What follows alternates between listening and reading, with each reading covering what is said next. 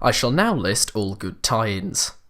Gosh, that was difficult. The thing with the tie-in is that it wasn't done for the love of an idea or under the notion that the idea would work really well. It was done because a bunch of people high up were in corporate agreement, which is to say no agreement at all, that the film made money, therefore we can slap its name on a game and just wait for the money to roll in. And whilst I don't feel that Advent Children really qualifies as a true tie-in, as it feels like at least somebody cared about it, it certainly suffers from some of the same problems. The film was made by Visual Works, whose only prior experience was working on cutscenes, a fact that certainly shows since the talkie scenes aren't directed terribly well, though they did refrain from putting a big press A to skip dialogue in the bottom corner. Advent Children was initially released in 2005 in Japan and later re-released in a more bloated version labelled Complete in 2009, although I've never been entirely sure which is the version that I have, as I bought it through iTunes and that platform is about as specific as Rupert Murdoch being questioned on phone hacking scandals. The film opens with the ending of Final Fantasy VII before jumping back several hundred years to just before the ending of Final Fantasy VII. For those who haven't played the game, this is going to be a rough ride. As it turns out, Aerith must have done a pretty bang-up job, as the world is only a very little bit fucked.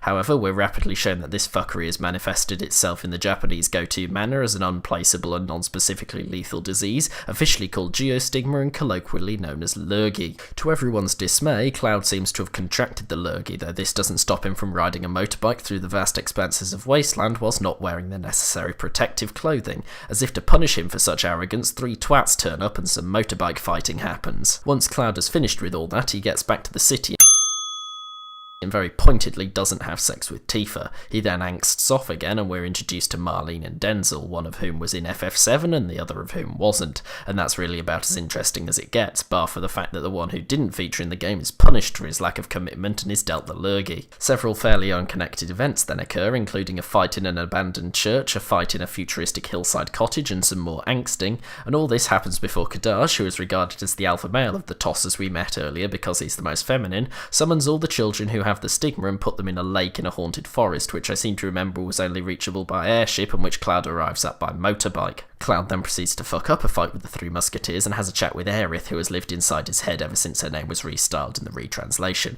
Fighting over, Cloud brings Denzel Washington back home so that Tifa can nurse him back to health, since the lake that Kadash put the children in advanced his lurgy to critical levels. At this point we join Shinra and Kadash in a building where Shinra is doing a Murdoch over the location of Genova or some bit of it, as Genova was killed about 15 times over in FF7.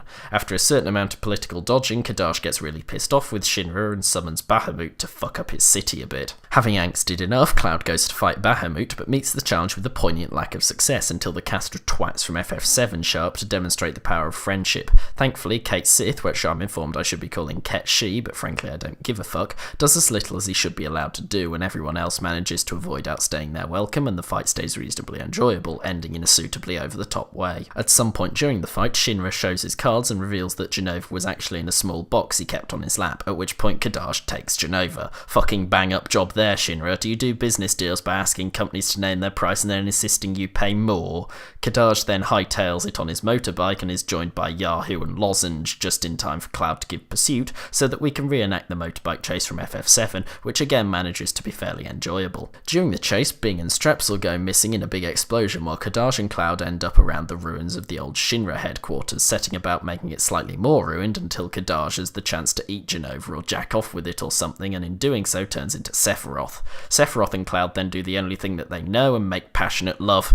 Wait, sorry, I just alt-tabbed to the fanfic I was reading. Of course they have a big fucking fight, and it's well animated and generally good fun, recreating all of your favourite things from the game, including Omnislash and Cloud taking a big sword up the jacksie. Finally managing to defeat Sephiroth, Cloud enjoys the rain that this triggers after a brief shot of Marlene saying that Aerith did it, which is then confirmed as Aerith's ghostly voice says that she's very happy for Cloud.